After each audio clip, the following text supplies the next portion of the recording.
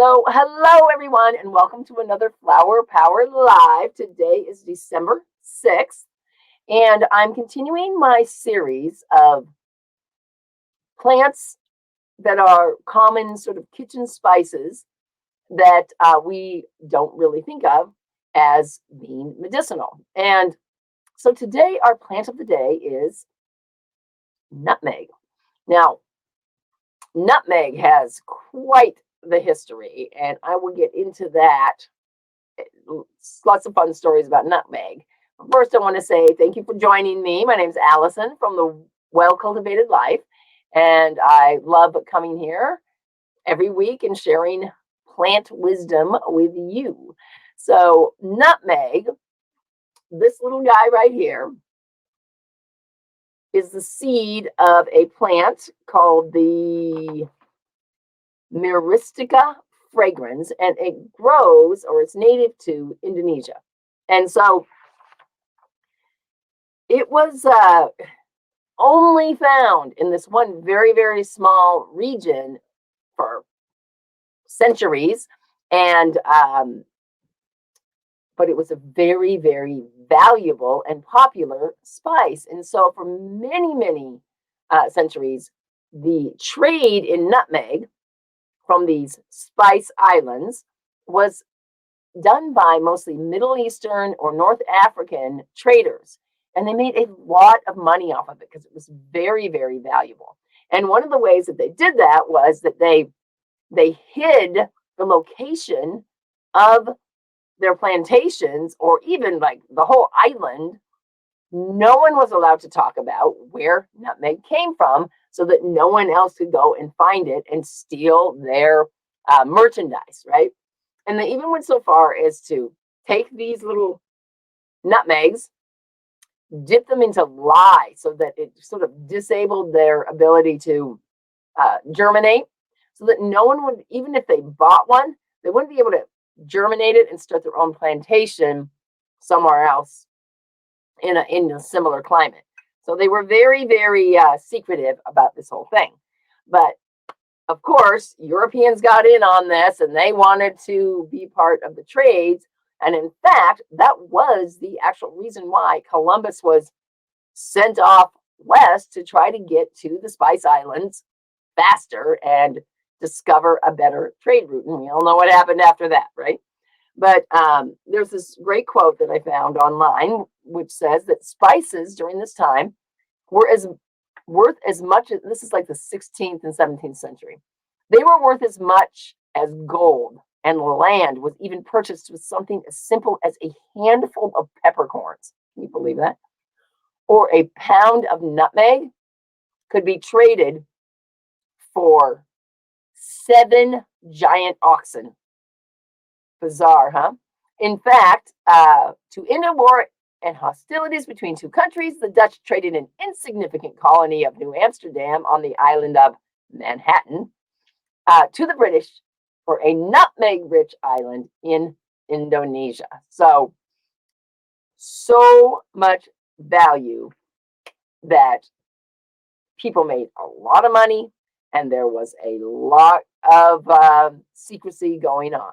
Of course, eventually people got a hold of viable nutmegs and started plantations elsewhere, and so that the demand became lower. But one other thing I found curious was that Connecticut has a nickname of the Nutmeg State.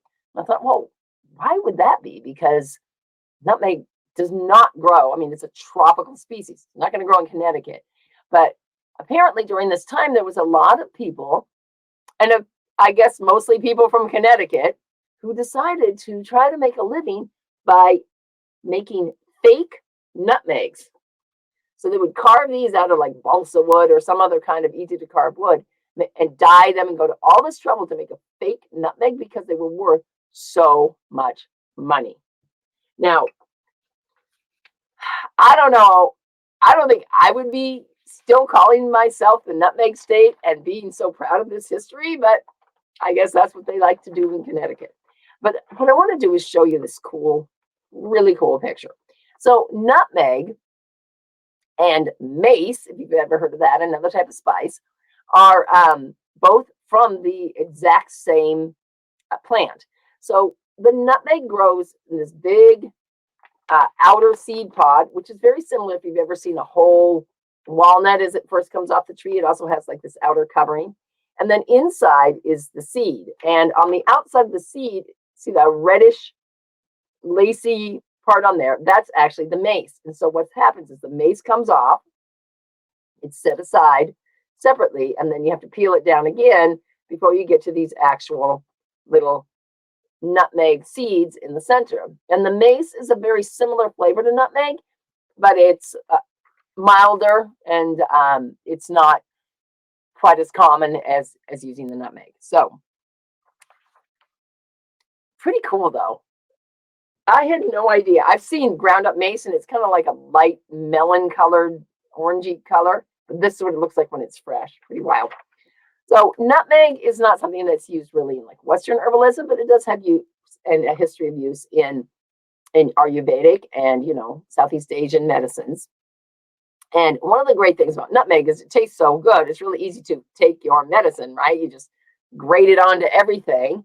And even though it's usually thought of as being like a sweet spice, it's very, very good in a lot of different types of savory dishes as well, like a cream sauce or something like that. Now, I like to put nutmeg on top of my morning brew every morning. I just grate a little bit on top, and come to find out, that's probably a good idea, because some of the compounds in nutmeg help to reduce the lipids and liposomes or lipoproteins in your blood, and so therefore reducing your blood cholesterol. It also has anti-inflammatory properties, and so that makes it good for both your digestion and also for sort of arthritic type of tendencies. And putting a little nutmeg into a nice warm cup of milk right before bed is said to help with potential for insomnia. Nutmeg does have a lot of sort of mineral nutrients like calcium and manganese and potassium, but how much nutmeg would you actually have to eat to be able to get like a nutritional value of it? Probably more than you want to, because come to find out that nutmeg can actually be toxic at relatively high doses. So that has a compound called myristicin, which is found not only in nutmeg, that's the highest quantity, but also in other plants as well. And so you really do just want to use it as a flavoring. You don't want to try to be getting all your nutrients or really like reduce all your arthritis from nutmeg, because hallucinogens, nausea, dizziness, pain, anxiety, the whole gamut of toxicity can happen from an overdose of nutmeg. So be careful. Don't get too carried away with that. Now, just keep it for the butternut squash and you're good to go. So now nutmeg does have a flower essence, and the flower essence is primarily used for attuning into your higher self. It helps to like kind of accelerate our wisdom and being able to draw on different realms of knowledge. It's indicated for people who might be young or confused, and they're really trying to figure out like, what's my mission in life? What's my next career in life? And so it can be really helpful there in helping sort of like integrate these fractured parts of your personality and help you get over some indecisiveness. So that sounds pretty good if you are in need of some kind of coming out of your head and putting some of those ideas all together. Now, I didn't have a nutmeg card, so I drew a card from the Akashic Oracle deck. And the name, let's get that beautiful there, Mel Shapcott is the illustrator for that and the writer. And the name of this, I thought this was perfect. So it's called Jewel. Each moment is a jewel. Treasure what is before you without judgment. Look for the gift in all things. What seems like a disaster to you now may very well be paving the way to abundance. So I thought, wow, that's just so perfect for nutmeg, because think about nutmeg in the past was so valuable. It was more valuable almost than jewels. I know it's really hard for us to imagine that, because we just go into the store and get ourselves a bottle of nutmeg for a couple of bucks. And all, for that matter, all of these kind of Spice Island spices that we're so used to now. And so, excuse me.